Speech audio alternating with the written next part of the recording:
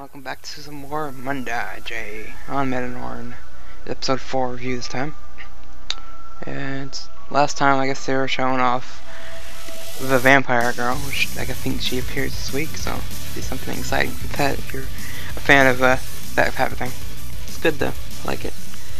This episode picks up with Kasuke. I know everybody's been saying that they tired of saying you, so we're going with that name from now on, Kasuke.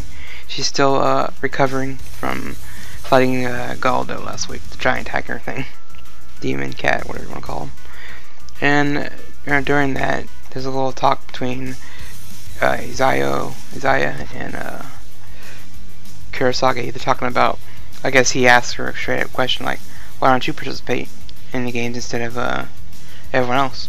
And she's kind of like, well, the rabbits are they've been kind of cut off as referees / judges of the games, but she could become a participant if she took a bunch of different steps to becoming, I guess, eligible for that.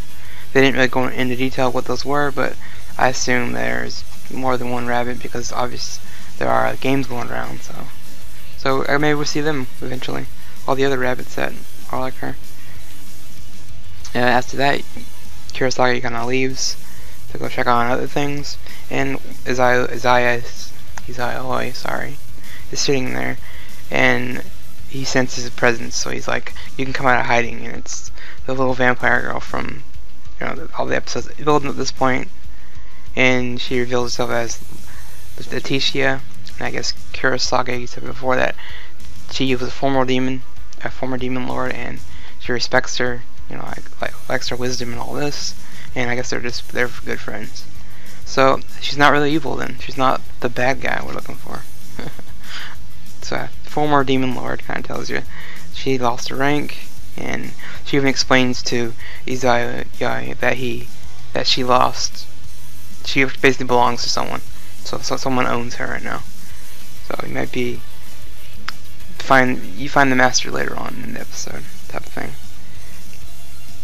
But after that, Isaiah was kind of like, well, if you're this great demon, he just wants to challenges to a duel. And their duel is kind of funny. They have the object of the game is each participant uses a lance, and if they throw it at the person, if they get hit, they lose basically.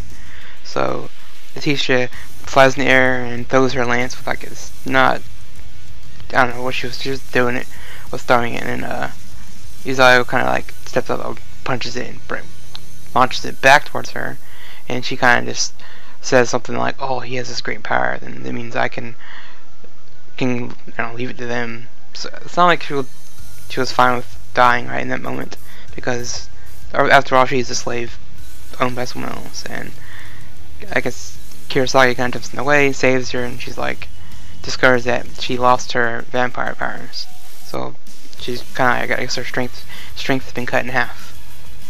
Which, if you're gonna keep someone a vampire as a slave or something, you can't have them in full power, I guess. It works, because you don't want to handle that. The way they worded it is she gave up that to maybe visit them. Maybe the owner of her gave her the one chance, okay, you can go visit them if you give something up, type of thing. So they did that. And before they could talk to her or anything else, these guys with Roman armor show up they have these flying shoes, and they are using this Gorgon beam which turns you into stone. But there's a little bit of a Greek mythology play around here, which takes place, takes up most of the episode. I was just thinking about different things like that, because later on you find out that the guy that was waiting for Shirayasha is actually Perseus, and if you know Greek mythology, there you go. It's kind of funny they put that in there, random, so it works, whatever. I mean, Campione did it, so there's other shows that have done it, so it's not entirely brand new to me. But yeah, they used the Gorgon beam, turns Leticia to stone, and they take her away. But during that moment, Kurosage kind of gets angry, and she's really pissed off. Hair starts glowing, powers up, and she summons his lance like a spear or a trident type thing. And she's, kind of furious, but they're taking her friend away. And tries to chuck it at the random guards, and they're all freaking out, like, oh god, it's a replica, it's not real. And she's just like, you want to test that theory? So she's about to throw it, and Isaiah kind of grabs her ears and pulls her, and he's like, stops her. So those two kind of argue for a bit, and realizing, oh, the guards that took Leticia they're gone. So it's so they're back to square one. Another missing friend, I guess. And yeah, that was kind of funny watching Isaiah and Kurosaki. I think they make probably one of the best couples in this show. Well, I mean, there aren't really many couples you can pair him up with besides the two other girls, which seem to be not interested in any of that at all. And I know Kurosaki is not either, but just saying. Every time you see them together, he's pulling her ears. So to me, it signifies, oh, there's something there, even though I know it's not canon, but whatever. I still like it. So then we go back to with Shirayasha talking to Perseus, and those two are going back and forth. And he's, I don't know, he's kind of a creepy guy. He's creepy towards women anyway. He's like, because there's a maid pouring him a drink, he was kind of like touching on her and everything. She just kind of pours his drink and then leaves. Like, just rushes to get out of there. And he kind of threatens Shirayasha, like, you know, I think she could take him in a heartbeat. But he's like, he flicks his collar on his neck and he's like, I'm assuming it's a bomb or something. Or maybe it's a limiter. Like, kind of like they have in psychic Zeta children. If he takes the collar off, maybe his power is like tripled. I don't know. It was kind of weird. She kind of like backed off and let him sit there. So, with Izayo and Asuka and Kurosaki go to Shirayasha's place to kind of strike a deal with Perseus, but he's not interested in helping them at all. He don't care. But the only thing he's interested in is a trade. He's like, I'll give you the vampire for you. You trade yourself for her.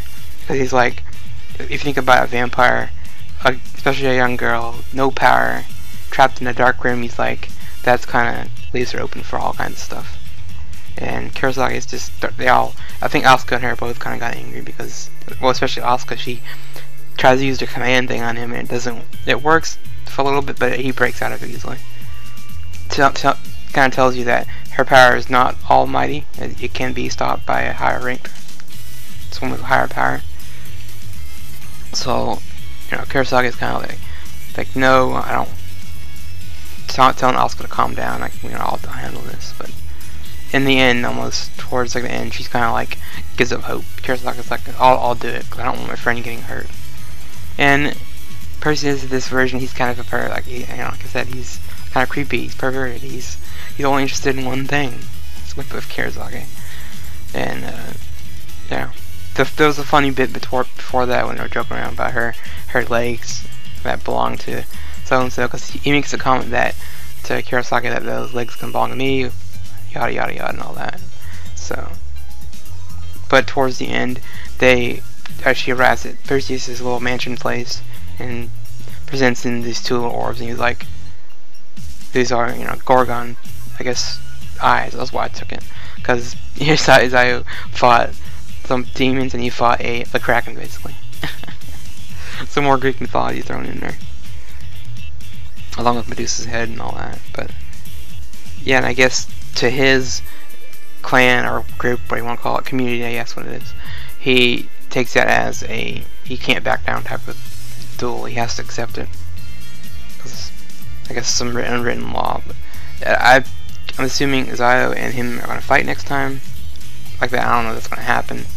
He's kind of not interested in fighting weaklings, according to him anyway. He's wanting to fight demon lords, and that's all he cares. Which has been the thing I said in the last 3 episodes, but it's kind of crazy. I'm still wondering about him, though. Speaking of him, it's like he's wearing these headphones. I'm waiting for him to reveal he's like an elf or something. Maybe he's from that world originally. I don't know. I think that would be pretty kind of weak, actually. If that was the big reveal. Or his parents were killed by a demon and he's looking for vengeance. I don't know, something stupid. I just predict something dumb with him, because they're building up so much with his power, and it's like, we know the other two story, we know their stories. Like, can you tell us yours already? I mean, you only have a couple episodes left. to get it out. And I think the last thing I want to mention is the Greek mythology part. I'm wondering what else are they going to pull from? Are they going to pull from Japanese lore, things like that? Because the different groups, I'm assuming, represent different like cultures or different areas. So it makes you wonder what's number one. Because I think it'd be cool if there's like a group that relies on technology, like their greatest thing is tech. There's guys that do magic and so on. You get all these different unique type of groups. But I think Perseus obviously represents Greek mythology to me. So, what else do you think they'll put in there? Anything that I may have not thought of? There's Roman mythology, you can throw that in there. They can do all kinds of stuff with this series. And the last thing I would say is, Kurosaki still remains to be the funniest thing in the show right now. Or cute is whatever you want to call her. I mean, I know she's there for fan service. They obviously play that up with, especially with Shirayasha from last episode. Anyway, that's been my episode review of Mondaiji episode 4. Take care and see you later.